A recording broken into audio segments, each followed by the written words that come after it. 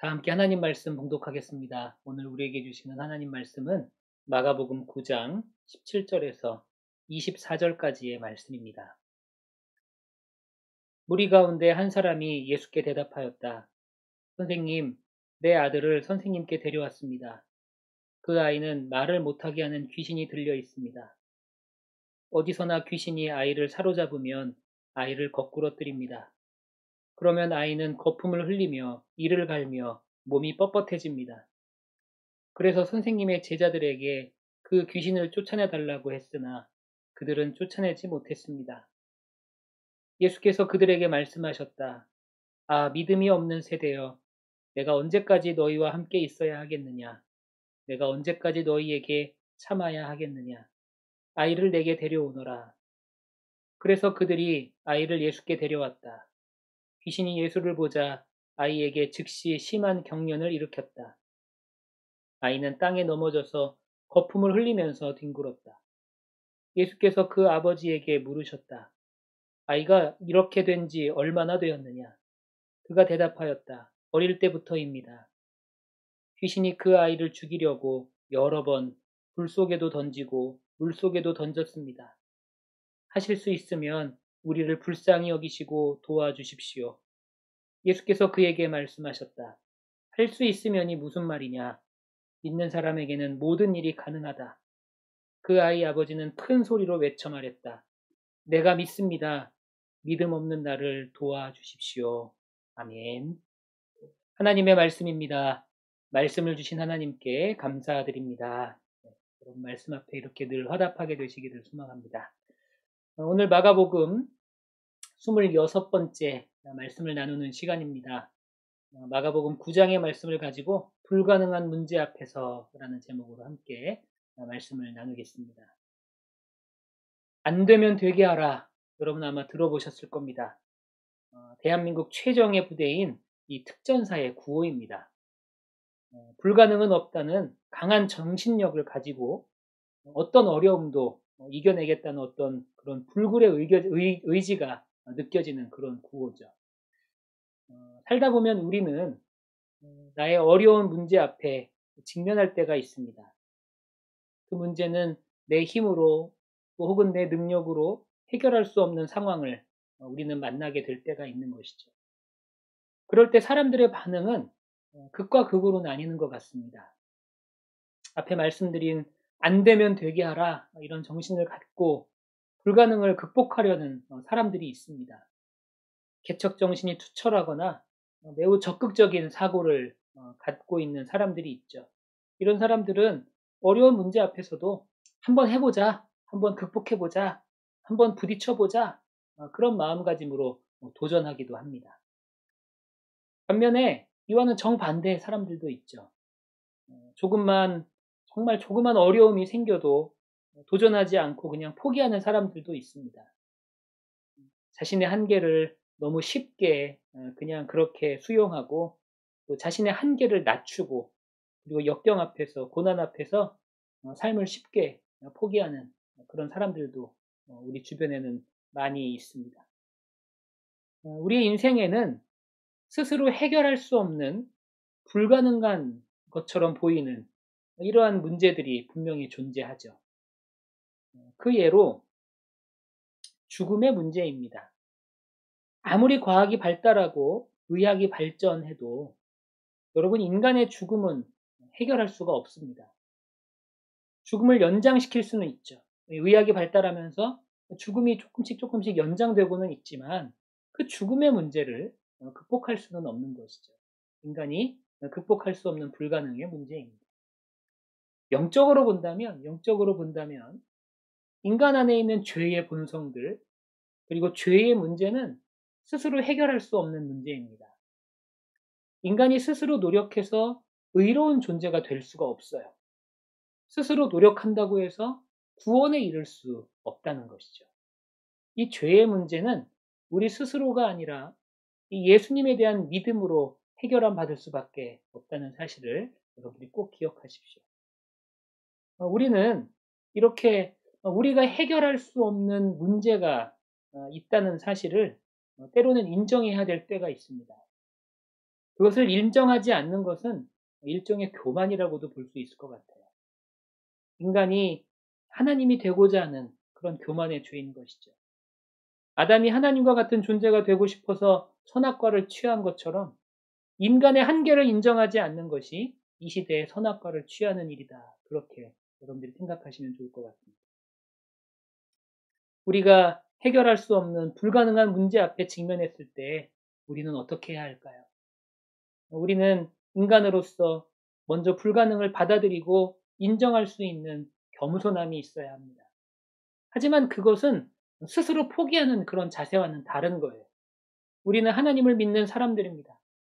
하나님께 도우심을 의뢰했을 때 하나님과 더불어 불가능을 극복할 수 있다는 것을 믿는 사람들이죠. 우리는 오늘 본문을 통해서 불가능해 보이는 정말 어려운 문제 앞에 우리가 어떻게 해야 하는지, 어떻게 살아가야 하는지를 발견할 수가 있습니다. 오늘 본문의 말씀을 읽어보면 귀신 들린 어린아이를 아버지가 데리고 제자들을 찾아왔죠. 그리고 제자들에게 치유를 부탁했습니다. 고쳐달라고 부탁을 했어요. 제자들은 열심히 노력했지만 고칠 수가 없었습니다. 모두가 절망에 빠져 있었어요.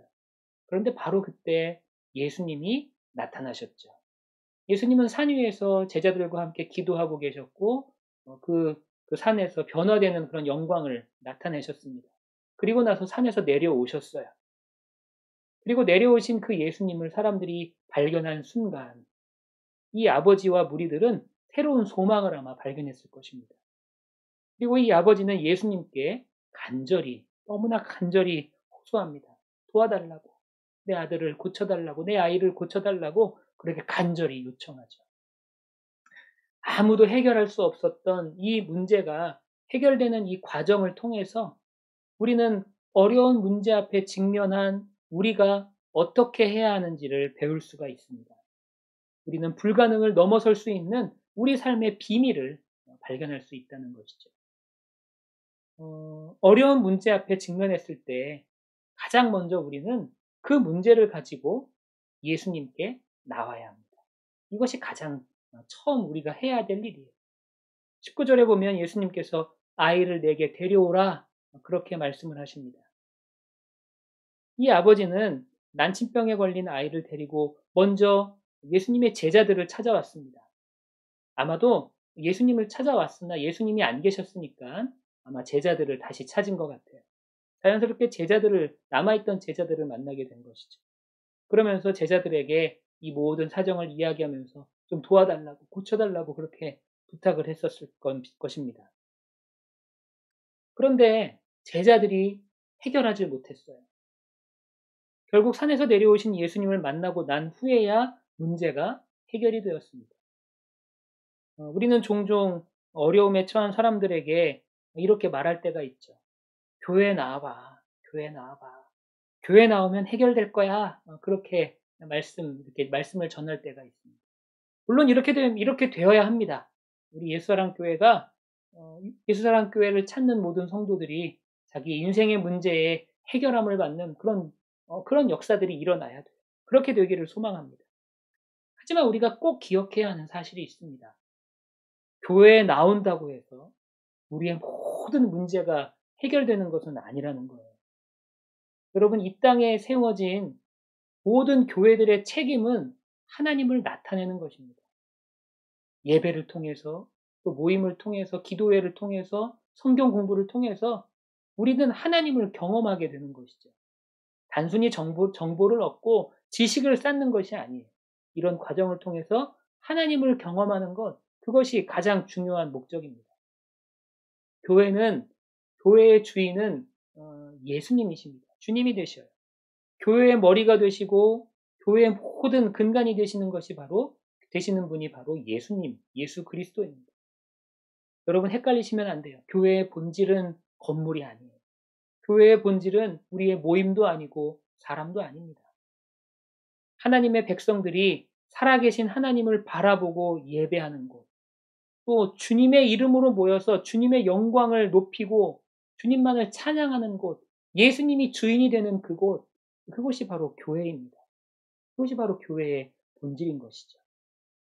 여러분, 인생의 문제들은 교회에서 예수님을 만나고 예수님을 경험할 때 비로소 해결될 수 있음을 여러분들이 꼭 믿게 되시기를 바랍니다.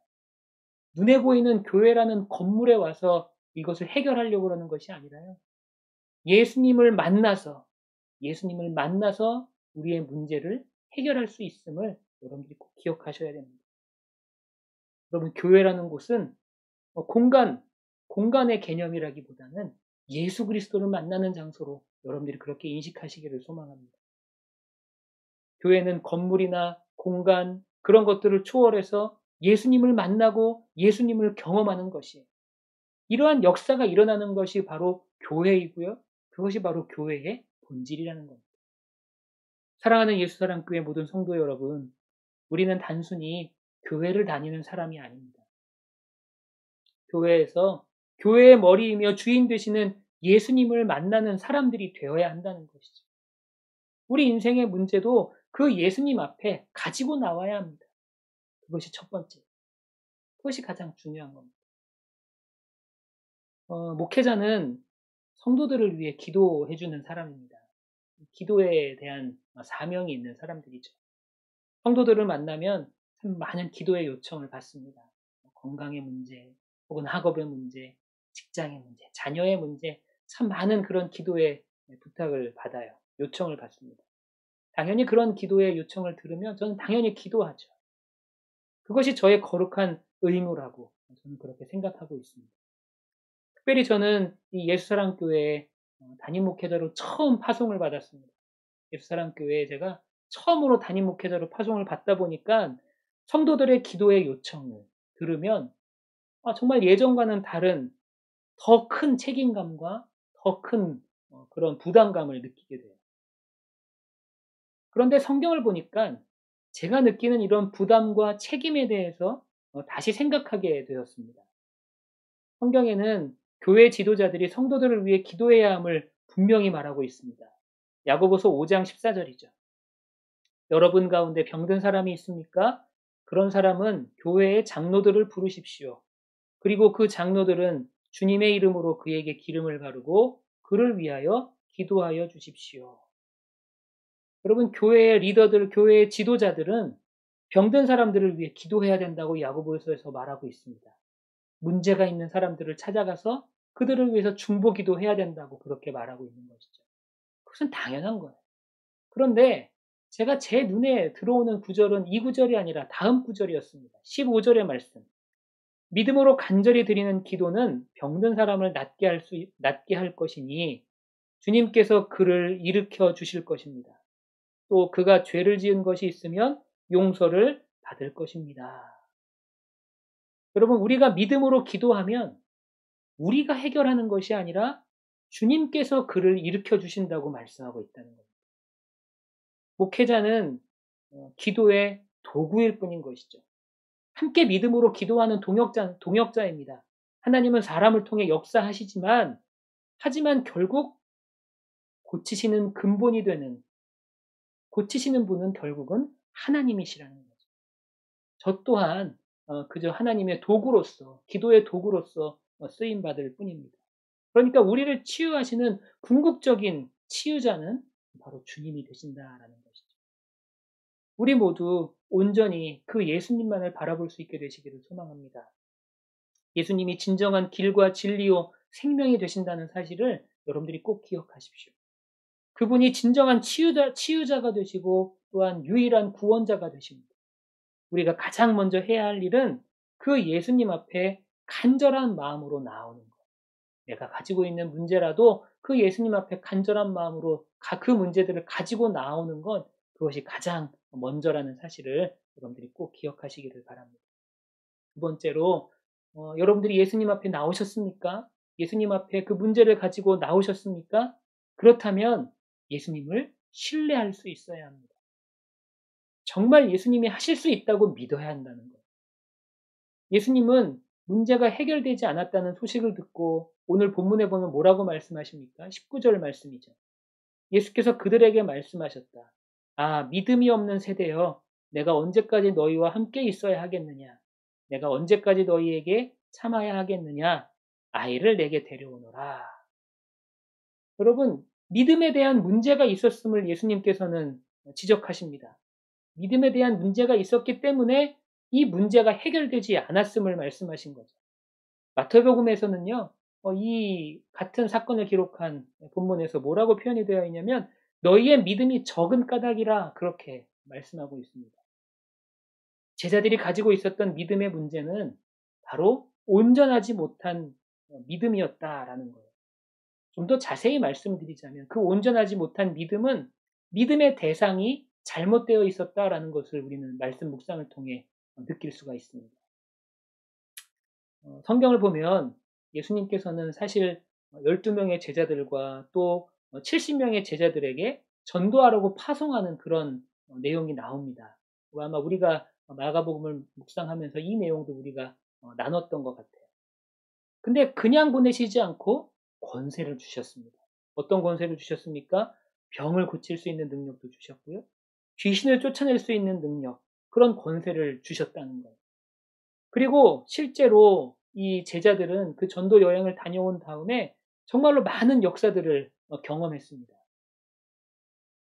그 역사들이 얼마나 놀라웠는지 예수님께 그 모든 것들을 막 자세히 보고하는 그런 장면, 우리가 마가복음을 통해서 배우지 않았습니까?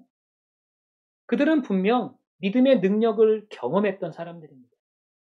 그런데 왜 이번에는 실패했을까요? 왜 이번에는 해결하지 못하고 왜 이번에는 이겨내지 못했을까요? 이 부분에 대해서 이동원 목사님은 재밌는 해석을 내놓으셨어요. 산 밑에 남아있던 제자들은 9명의 제자들이었습니다. 12명의 제자들 중에서 베드로와 야고보와 요한은 예수님과 기도하러 산에 올라간 상태이지 않았습니까? 그러니까 산 밑에는 지금 9명의 제자들이 남아 있었던 것이죠. 그 9명의 제자들만 남아 있을 때 이 아버지가 귀신 들린 아이를 데리고 온 겁니다. 아마도 이 9명의 제자들의 심리는 이 상황을 굉장히 기뻐했을 거라는 거예요.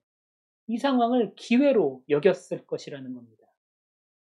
과거에 예수님께서 우리에게 주신 권세도 있고 또 그런 것들을 경험해 봤으니, 병을 고치고 귀신을 내쫓는 것들을 경험을 해봤으니 이 기회를 통해 12명의 제자들 중에서 이 리더격의 3명의 제자들이 없을 때 이 기회를 통해 자신들도 뭔가 할 수 있음을 좀 보여주고 싶었던, 좀 나타내고 싶었던 그런 마음이 있었다라는 거죠. 그러니까 제자들의 밑바탕에는 자기 과시에 대한 그런 자기 과시라는 그런 마음이 존재하고 있었다라는 겁니다. 이것이 결국 제자들이 잘못된 믿음의 대상을 가지고 있었음을 의미한다는 것이죠. 예수님을 온전히 신뢰하지 못했음을 의미한다는 겁니다. 내가 강하다고 생각할 때, 내가 뭔가를 할 수 있다고 생각할 때 우리는 결국에는 실패하게 된다는 것이죠. 여러분, 신앙의 역설이 여기에 있는 것 같습니다. 내가 약함을 느끼는 순간, 내가 약함을 느끼는 순간, 그래서 주님을 의지할 수밖에 없을 그때가 되었을 때 결국에는 역사가 일어난다는 것이죠. 그래서 바울이 이렇게 고백을 합니다. 내가 약할 때가 내가 강한 순간이다. 나의 무력을 느끼고 나의 좌절을 느끼고 그래서 예수님을 전적으로 신뢰할 수밖에 없을 때 그 순간이 바로 예수님이 역사하시는 순간이고 그리고 그 순간이 나의 강함이 되는 순간임을 여러분들이 꼭 기억하시기를 바랍니다. 우리는 겸손한 마음으로 주님 앞에 나와서 주님을 온전히 신뢰해야 합니다. 잘못된 믿음의 대상을 버리고 심지어 나 자신을 믿는 것이 아니라 온전히 주님만을 신뢰하며 나아가야 할 줄 믿습니다. 여러분들이 어려운 문제들을 주님께 가지고 나오셨습니까? 그리고 그 문제 앞에서 주님께 그 문제를 내어드리면서 주님을 온전히 신뢰하십니까? 그렇다면 그 신뢰는 무엇으로 나타날 수 있을까요? 그것은 바로 기도로 나타날 수 있음을 여러분들이 기억하시기를 바랍니다. 예수님을 온전히 신뢰하는 방법은 기도하는 것입니다. 기도하는 것. 기도는 우리로 하여금 하나님을 의지하게 하는 방편이 되죠. 기도할수록 우리는 하나님을 더욱 신뢰하고 의지할 수 있게 되는 것입니다. 반대로 기도하지 않을수록 내 생각, 내 의지, 내 계획을 의지하게 된다는 것. 꼭 기억하십시오. 우리가 왜 기도하지 않는가? 이 질문에 어느 목사님은 교만하기 때문이다 라고 단호하게 말씀하십니다. 내가 할 수 있다고 교만하게 생각하기 때문에 기도하지 않는 것이죠. 기도하지 않고서는 문제가 해결되지 않습니다. 귀신 들린 아이가 치유받고 난 후에 제자들이 예수님과 제자들의 대화를 하십니다. 이 사건 이후에 이제 대화를 하시는데 우리는 그 대화를 통해서 기도의 능력을 경험할 수가 있어요. 엿볼 수가 있습니다. 마가복음 9장 28절에서 29절입니다. 예수께서 집 안으로 들어가시니 제자들이 따로 그에게 물어보았다. 왜 우리는 귀신을 쫓아내지 못했습니까? 예수께서 그들에게 대답하셨다. 이런 부류는 기도로 쫓아내지 않고서는 어떤 수로도 쫓아낼 수 없다. 제자들이 기도하지 않았을까요? 아마 기도했을 거예요. 하지만 이미 제자들은 잘못된 믿음의 대상을 가지고 있었기에 온전한 기도를 드릴 수가 없었던 것입니다. 나의 연약함을 인정하고 진정으로 주님을 신뢰하는 자들의 기도를 통해서 결국에는 문제가 해결된다라는 거예요. 그냥 기도가 아니라 나를 내려놓는 기도, 나를 내려놓고 온전히 주님만을 신뢰하는 기도, 그 기도가 바로 모든 문제의 해결이 된다라는 사실을 여러분들이 꼭 기억하시기를 바랍니다. 제가 한국에서 목회할 때의 일입니다. 하루는 암 수술을 앞둔 한 성도님을 방문하게 되었어요. 병원에 방문해서 수술하기 전에 성도님을 위해서 기도를 해드렸습니다. 간절히 기도했어요.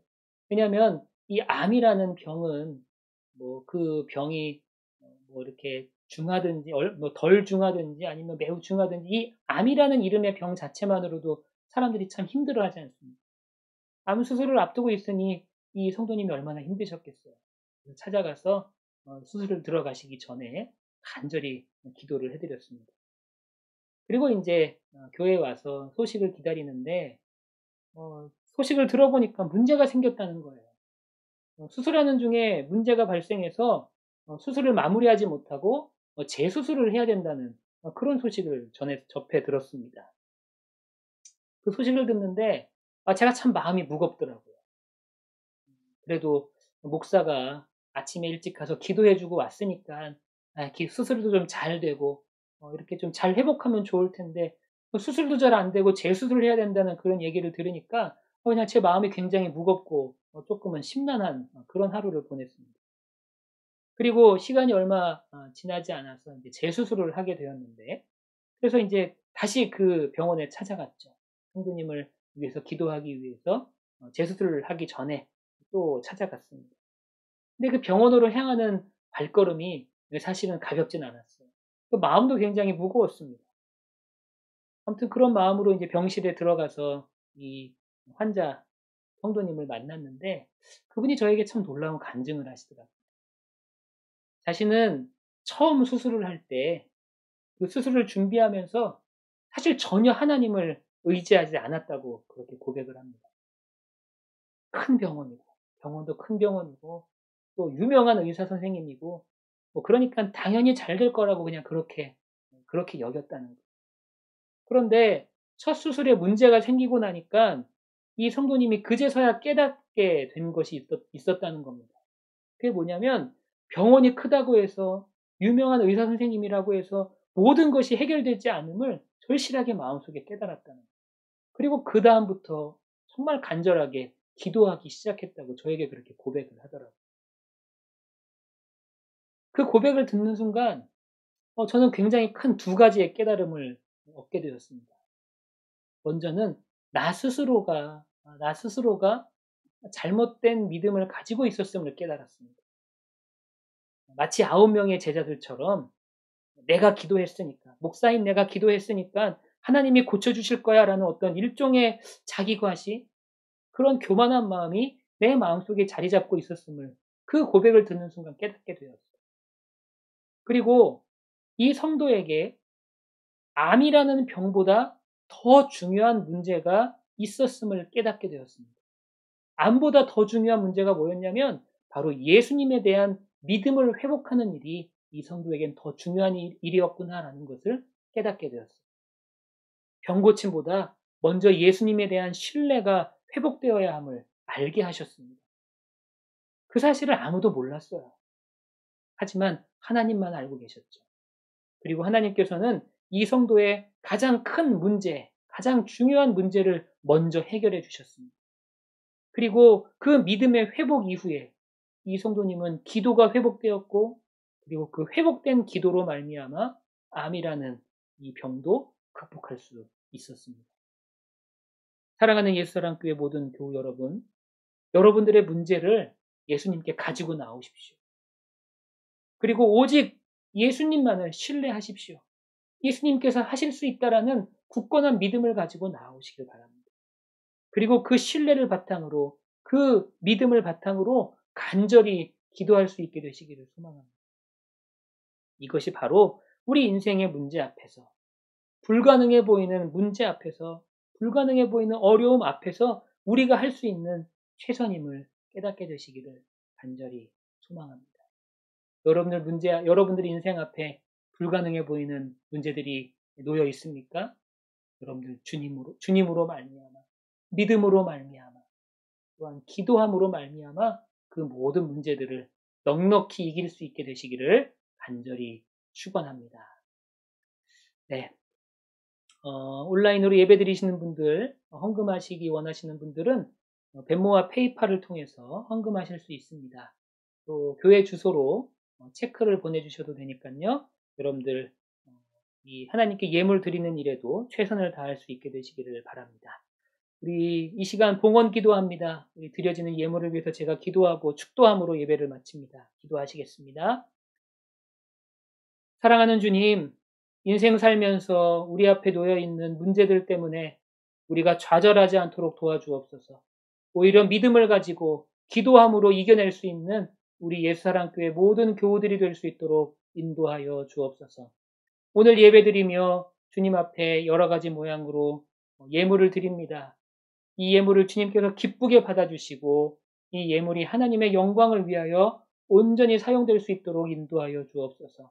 또한 어려운 중에도 주님 앞에 예물을 드리는 모든 성도들의 그 마음과 그 손길을 받아주시고 성도들에게 더욱더 귀한 은혜와 축복으로 채워 응답하여 주옵소서. 이제는 우리 구주 예수 그리스도의 은혜와 아버지 하나님의 무한하신 사랑하심과 성령님의 감화감동, 역사하심, 충만케 하심이 어떠한 문제 앞에서도 믿음으로 해결하기 원하는, 기도로서 이겨내기 원하는 우리 예수 사랑교회 모든 교우들과 또한 그들의 삶의 자리 가운데 이제로부터 영원히 함께 하시기를 간절히 축원하옵나이다. 아멘. 네, 예배를 모두 마쳤습니다. 남은 하루도 여러분들 평안하시기를 바라고요. 또 한 주 동안도 주님의 은혜 가운데 기쁨과 감사가 넘치는 삶을 살게 되시기를 소망합니다. 감사합니다.